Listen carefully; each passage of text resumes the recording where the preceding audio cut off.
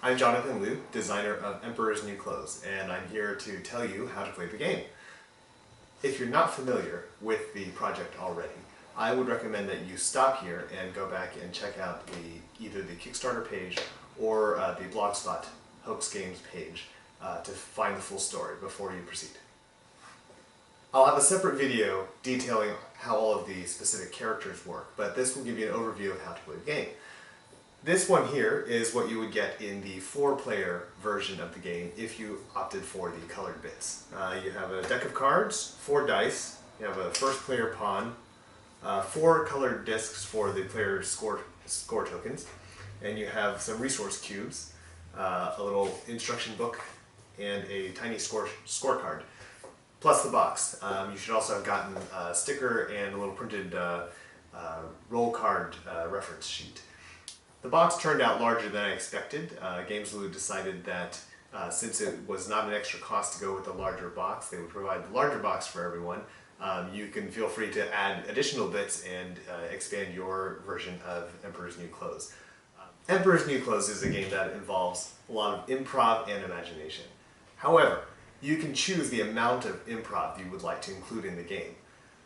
If you play by my official rules for the Emperor's New Clothes game, you will actually only be improvising the action cards themselves. Everything else will actually be defined. You can also choose the amount of visual imagination you would like to require. For instance, if you use the colored bits, then you can see the different colors of the resources. We've got gold, those are yellow cubes. We've got dignity, the white cubes, and we have gullibility as black cubes. However, if you are playing with the ruse bits, they will all be white, in which case you have an element of memory and imagination as people take cubes and just pretend to see the different colors. Same thing goes for the scoring tokens in the scoring track.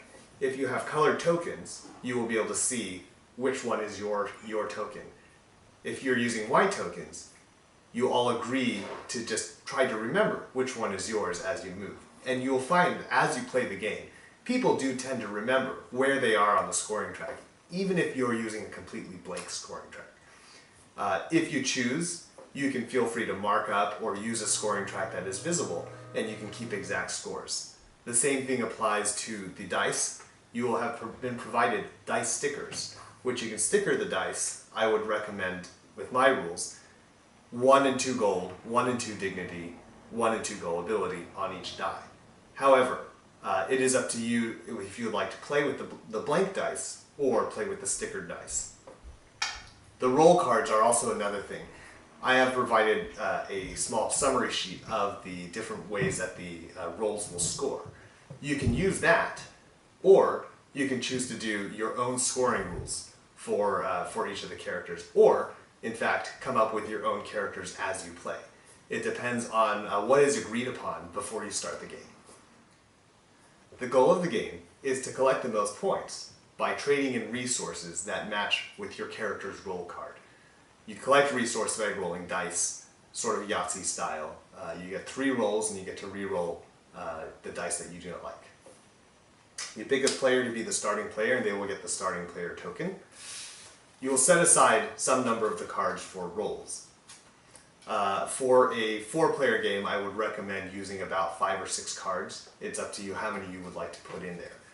You always want to put in the Emperor, 2 Swindlers, and a child, because those are the characters that are in the story. The other ones that you can throw in, I'll detail in a later video. However, I do like to throw in a couple more just for variety. So I usually will throw in the Jester and the Mother, characters that I created for this story. You pick up the roll cards, pull one out, set it aside. Then the starting player will get to look at the cards, choose a roll from the cards that are available, and then pass the cards to the next player. Once each player has selected a roll,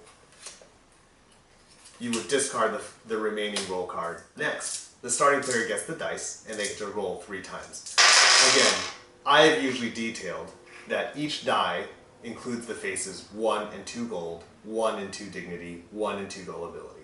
So you will be gathering between 3 and 6 resources. Once you roll, you can decide how many of the dice you would like to keep. re-roll, and you get up to 3 rolls. Once you have rolled 3 times, you announce the results that you have.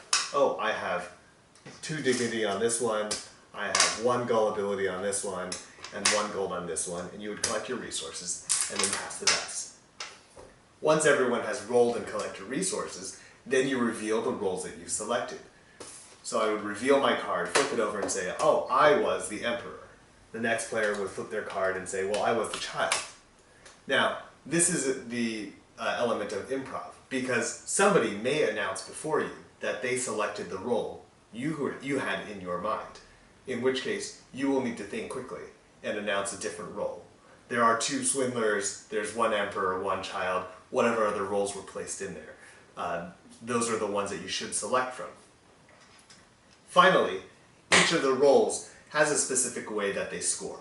So for example, the emperor first collects a tax from everybody. So they would get gold from everyone who has gold. Then they would have to discard 1 dignity for each gullibility that they have. So I would say, okay, I'm discarding this dignity to get rid of my gullibility. And then, for every dignity that I have left, I can score points. So then I say, oh, I have 1 dignity left, I discard that, and I score 1 point on the scoring track. Then the next player would continue with their role. Again, the specifics of the roles will be detailed in a later video. Once everyone has gone around and scored for their resources according to their role card, the remaining resources they have stay in front of them, and you pass the starting player token. The roles go back in, get shuffled, and you play again.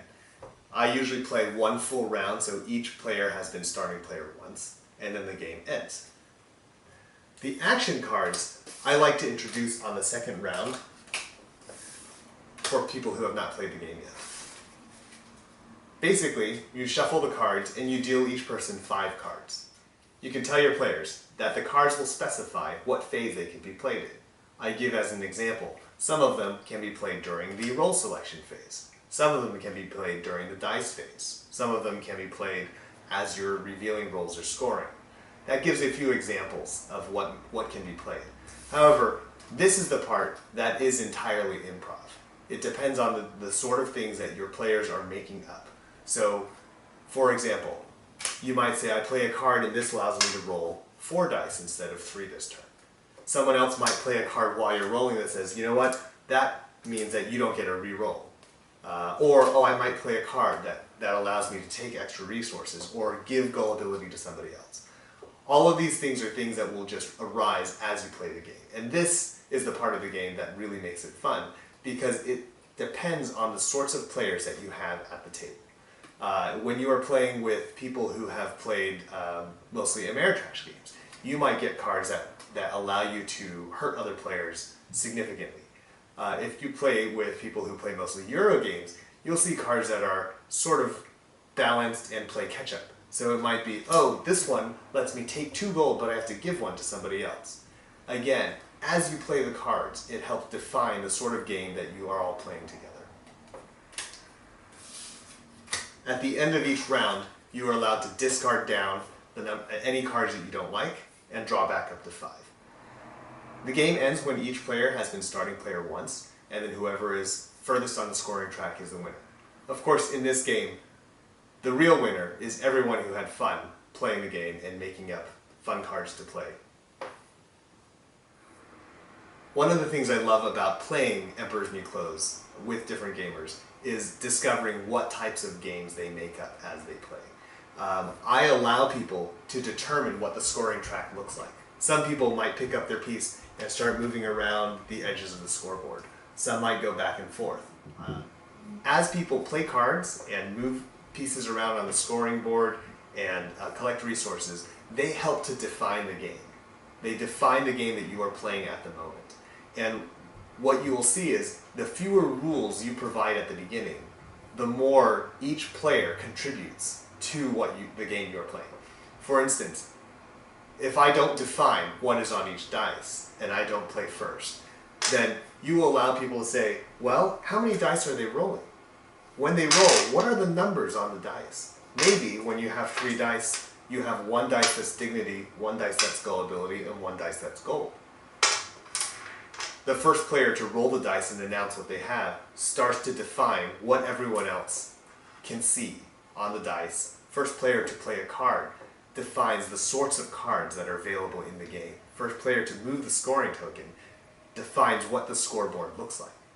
In fact, if you're playing with all white pieces, then the first player to divide up the pieces into some number of resources determines the number of available resources that are out there in the game. So this is the sort of thing that happens when you play Emperor's New Clothes. I hope you enjoy playing Emperor's New Clothes, and please watch for another video that will explain the different roles that I've created for the game. If you create your own games using this set, I would love to hear from you. You can send me an email at jonathan@geekdad.com or find me on Twitter at JonathanHLu. Thank you.